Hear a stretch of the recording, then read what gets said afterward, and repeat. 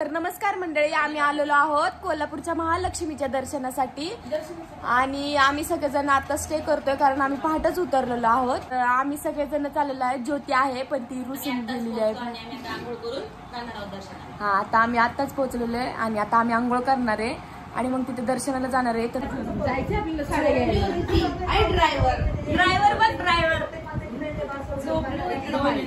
मामाला उठवाच गाडीवरनं जाताना मामाला पाठीमागं ट्रेनला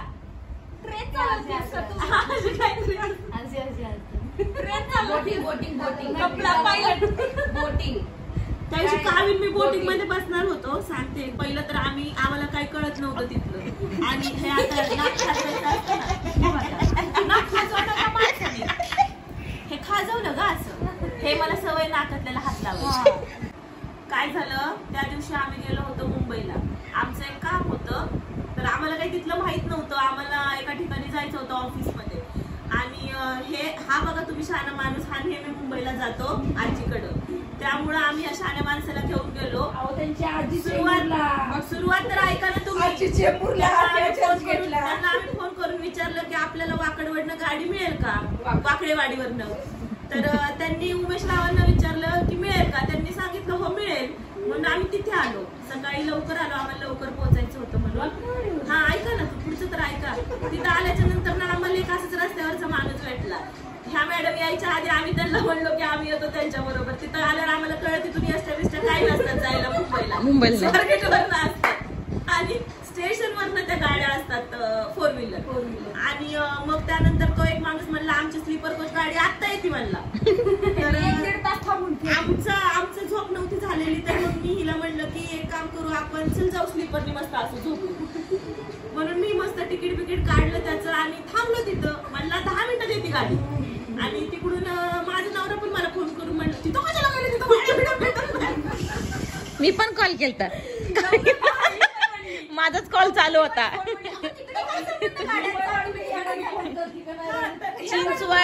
चिंचवड वगैरे ठीक आहे, स्टेशन वगैरे ठीक आहे. हे काय ज्योती राहते कुठं. तर ऐका, तर पुढचं ऐका तुम्ही. त्या माणसाने आम्हाला जवळजवळ 15 मिनिटं म्हणून आम्ही गेलो तिथं नाश्त्याला. घाणेरडे असले पोहे घेतले आणि इडली सांबर घेतलं. कसं तरी तेवढं थोडंसं खाल्लं. पण गाडी काही दीड तासांनी पण आली नाही. शेवटी मग जाऊन मी लय चिडले आणि त्या माणसाला म्हटलं बाबा फसू नको, आम्हाला लवकर पोहोचायचंय. त्याने आम्हाला आमचे पैसे परत देऊन टाकले. आम्ही तिथून गेलो स्टेशनला. आणि स्टेशनला गेल्यावर आम्ही अशा ते फोर व्हीलर नसतात का, त्याच्यात बसलो. आणि त्याच्यात बसल्यानंतर ना अख्खा ड्रायव्हर आहे ना हळूहळू गाडी चालवत होता. मला कुठे बघितलंय, मला कुठे बघितलंय आणि तो सारखाच व्हिडिओ बघायचा, सारखा बघायचा, आठवतच नव्हतं. मग गॅस भरायला गेल्याच्या नंतर ना त्याला तिथं आठवलं की ही रील स्टार आहे. मग म्हणला मॅडम तुम्ही रील स्टार आहे ना, तुमचे रडके व्हिडिओ आम्ही बघत असतो.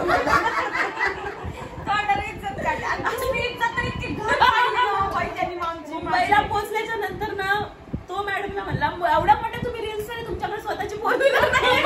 आधीच माझी एक बॅग अशी खाली टाकते नाही तर तो म्हणला अहो तुम्ही एवढं मोठं रील स्टार तुमच्याकडे स्वतःची गाडी नाही. मोबाईलला सांगतो बाहेर बी मला पाठीमागे बसवली. तिथं आम्ही त्या दादरला आम्ही उतरलो. हो नाही, माझ्या नवऱ्याकडे पण आहे, हिच्या नवऱ्याकडे पण आहे, पण आमच्या गाड्या नाही आल्या. अवेलेबल नाहीयेत म्हणलं. काय हो नाही, हिच्या नवऱ्याकडे पण आहे, माझ्या नवऱ्याकडे पण आहे, पण अवेलेबल नाही.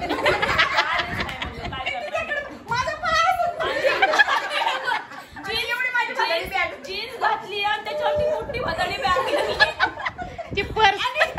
तिथं मुंबईमध्ये पण एका पोरीने असं बघितलं. लोकल मध्ये बसल्यावर आम्ही लोकलमध्ये बसल्या का पोरी. म्हटलं काव्य ती तुझ्या पर्सकडे बघत होती. आणि तिथून आम्ही गेलो दादरला. उतरवलं त्या रिक्षा फोर व्हीलर वाल्याने आम्हाला. मग आता तिथून आम्हाला जायचं होतं काळा घोडा. तर आम्हाला काही माहित नव्हतं हा काळा घोडा कुठे. तर आम्हाला एक टॅक्सी ड्रायव्हर पण असा डेंजर भेटला ना. तिथून आल्याच्या नंतर ना एक तर कळेना कुठून जायचं कुठून टॅक्सी करायची. एका माणसाला हिने विचारलं की आम्हाला टॅक्सी करायची कुठून, ते म्हणले इथून करा दुसरीकडनं. आणि मग तो एक आला माणूस, त्याने दुसरे पॅसेंजर उतरवले. मी म्हणले ह्याने आत्ताच पॅसेंजर उतरवले, हा चांगला माणूस असेल नाही का. आणि म्हणून आम्ही त्याला विचारलं की दादा तुम्ही येणार का काळा घोडा. हिंदीच कळतो त्याला, मराठी. आणि हा एक खूप मोठा प्रॉब्लेम आहे मुंबईमध्ये, मराठी कोणाला येत नाही जास्त. रस्त्यावर बघाव तिकडे हिंदीच बोलतात. दादा मी म्हणते बरं का, थोडी मुंबईची भाषा बोल, मुंबईची भाषा बोल. मी म्हणलं भैया इथं जायचं आम्हाला तिकडं काळा घोडा. ड्रायव्हर जे असं भेटला आम्हाला तिथं काळा घोडा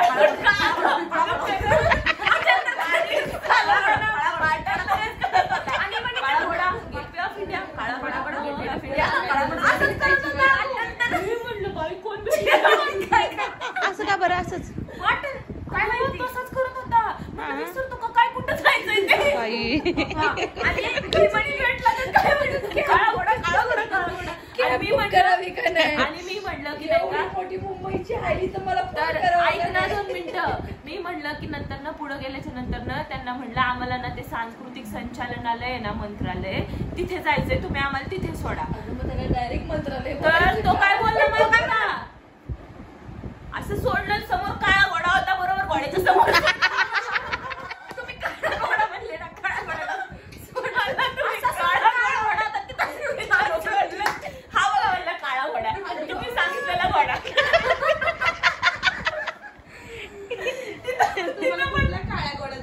नाही आम्हाला तिथंच जायचं होतं, पण तिथून ते थोडस पुढे होतं. जायचं होतं आणि तिथं पण आम्हाला काय प्रॉब्लेम झाला की ते जे मंत्रालयाचा ऍड्रेस आम्ही विचारत होतो तोही कोणाला सांगता येत नव्हतं. मंत्रालयाला बस जाते म्हणजे कुणाला मराठीच कळत नव्हतं, हिंदीच. परत कसं तरी त्या मंत्रालयात पोहोचलो. तिथं पण आम्हाला दोघींना येण्या गव्हाळ्यात समजलं कसं काय.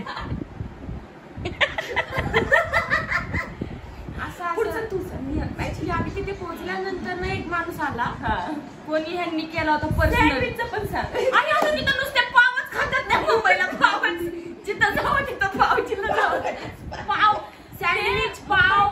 असंच काही चांगलं हेल्दी खातात का नाही, काही सवय आहे का नाही. पाववालीच बाई आहे मी पण. पावच खातात नुसते, पावच खातात. आणि हिने मॅगी घेतली 5-8 सँडविच घेतलं नुसतं त्याला बटाटा. आणि मी पनीर सँडविच घेतलं होतं. पनीर काढून टाकलं आणि पनीर सँडविच घेतले. मॅगी अगदी फेकून दिली. हो अगं चांगलीच नव्हती, खूप घाण. चक्क सँडविच चांगलं नव्हतं. आम्हाला तर आवडलं नाही फूड क्वालिटी. म्हणलं यावं तर आपलं पुण्यात रस्त्यावर वडापाव पण लय भारी मिळतो. नाही बाई आम्हाला मुंबईत चांगलं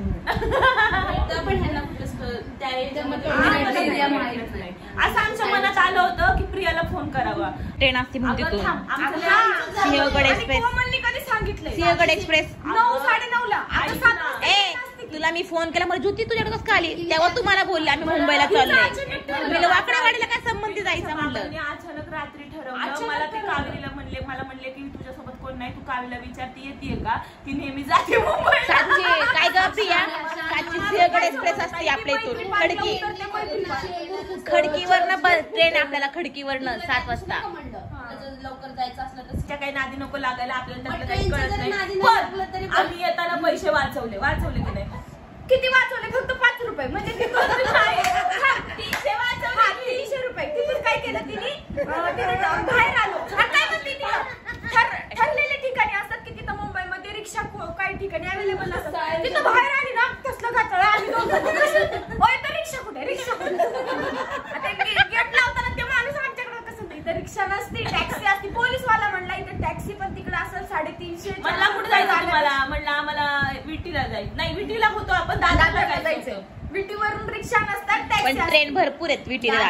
कुठे गेलं तर आम्ही तो काय म्हणला, शाणे असताल तर तुम्ही इथून जावा 5 रुपये जाताल दादरला लोकलनी. तर मी म्हणले आम्ही काय करायचं, जायचं का नाही, काय करायचं.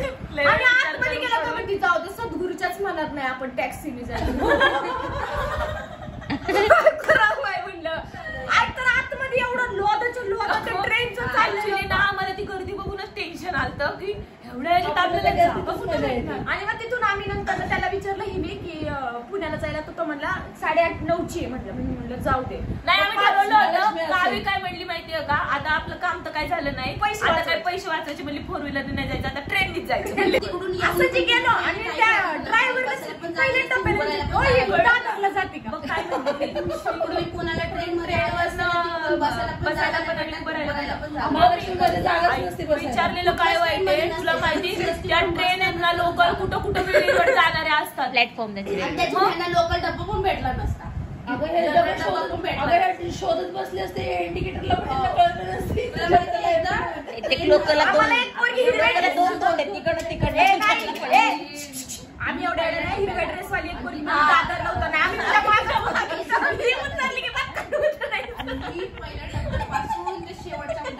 एवढं पण येणार नाही एवढं पण आम्ही येणार नाही. आमचं लक्ष असतं तिथं आमचं लक्ष असतं जी दादर लावून ना तिचा पल्लू सोडला नाही गाडी म्हणली हिच्यावर लक्ष ठेव ही दादरला उतरणार आणि नंतर ना आम्ही बघितलं अगं इथं दिसतंय की दाखव डॉल. हे बघा डॉल मस्त आहेत ना छान आहेत ना आणि ती नाल्यात दाखवतो आम्ही तुम्हाला कोण आहे ती नाल्यात पोरगी. ही नाही ही चांगली आम्ही आमचं देवदर्शनासाठी आलेलो आहोत आणि हेच मुलगी आमच्यातली वेगळीच आहे. देवदर्शनाला निघाल्यानंतर ना ज्योतीचा फाटला टॉप रूममध्येच टॉप फाटला.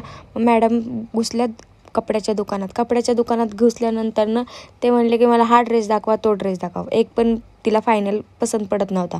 मग माझं लक्ष गेलं ते म्हणजे कोल्हापुरी चप्पलीकडे. कोल्हापुरी ती चप्पल बघून मी म्हणलं वाव आमच्या पुण्याकडे एवढी मोठी चप्पल बघायला मला नाही मिळत. ती मला बघायला मिळाली ते म्हणजे कोल्हापूरमध्ये. खूप भारी वाटलं. मला असं वाटलं एवढा वेळ मी दुकान बघते म्हटल्यानंतर ना मॅडमचा एकतरी फायनल ड्रेस झाला असेल.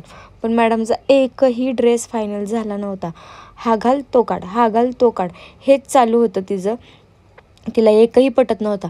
पण तिच्या ह्या ड्रेस चेंजिंग करण्यात इतका वेळ गेला आणि त्याच्यानंतर ना तिने एक तरी फायनल कुठला तरी घेतला. आणि तिथून पुढं कोमल म्हणली कावेरी मास्क वापरत जा. मास्क वापरल्याने खूप चांगलं असतं स्किनला प्रॉब्लेम येत नाही. दे बाबा म्हणलं एखादा.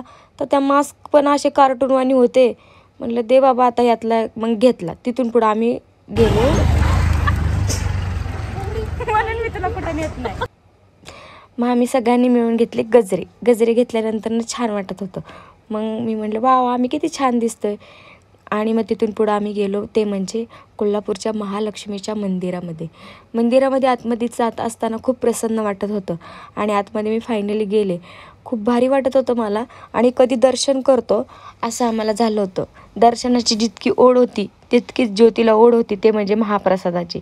महाप्रसाद तिथनं खाल्ल्याशिवाय जायचं नाही असा निर्णय ठामपणे त्यांनी केला होता. म्हणली की तिथला आपण महाप्रसाद खायचाच. आणि मॅडम म्हणल्या की नाही मी महाप्रसाद खाल्ल्याशिवाय जाणार नाही. मी म्हणलं बघा ही महाप्रसाद खाल्ल्याशिवाय काय जाणार नाही म्हणते. पण गर्दी पण तितकीच होती कारण संडे होता आणि संडेच्या दिवशी खूप गर्दी होती.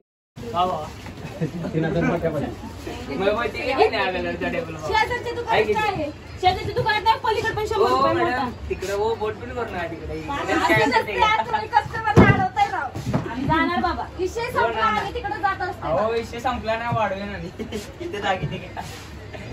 दागिने घेत असतो आम्ही. तुला यायचं तुम्ही आम्हाला पुढच्या वर्षी बोलायला लागले बाबा काय खरं नाही आता. अगं सांग ना नको फोन आहे माझा. तिथून पुढे जेवणासाठी गेलं तर माझं लक्ष गेलं ते म्हणजे आपल्या महाराजांकडे. महाराजांचा पुतळा कोल्हापूरमध्ये पाहून मला खूप भारी वाटलं. श्री शहाजी तरुण मंडळ हे इथला चौक होता. पण महाराजांचा फोटो तो म्हणजे तलवारीवर बघून मला खूप छान वाटला. तिथून पुढं म्हणलं चला महाराजांचं दर्शन घेतलं आणि म्हणलं आता चला जेवणाचं पण बघूया. जेवणासाठी आम्ही हॉटेल बघत होतो की कुठे छान हॉटेल. मग माझं लक्ष गेलं ते म्हणजे एका वॉचमॅनकडे. मी म्हणलं साहब जी ह्या अच्छा खाना कहा मिलेगा. त्यांना विचारल्यानंतर त्यांनी सांगितलं इथेच. आणि नेमकं ते तिथेच वॉचमॅन होते. ते म्हणले इथेच छान जेवण भेटेल आणि तुम्ही इथेच जेवा. वरती बघा म्हणले गांधार आणि तुम्ही पाहू शकता आतमध्ये खूप गर्दी आहे म्हणले. आम्ही म्हणलं ठीक आहे चला बाई चांगलं हॉटेल तर भेटलं आपल्याला. वरती बघितलं तर काय लोकही आम्हाला छान हात करत होते. आमचीच गँग तिथे बसली होती. म्हटलं चला आता आपलीच गँग येतं तिथं जायला पाहिजे. मग आम्ही म्हणलं अरे बापरे साहेबला सलाम करायचंच विसरले. म्हणून मी पुन्हा पाठीमागे गेले आणि साहेबला अशा पद्धतीने सलाम केलं. एकदा पर्यटक आहे ना बाहेर ना आलाय. सलाम साहेब. आवाज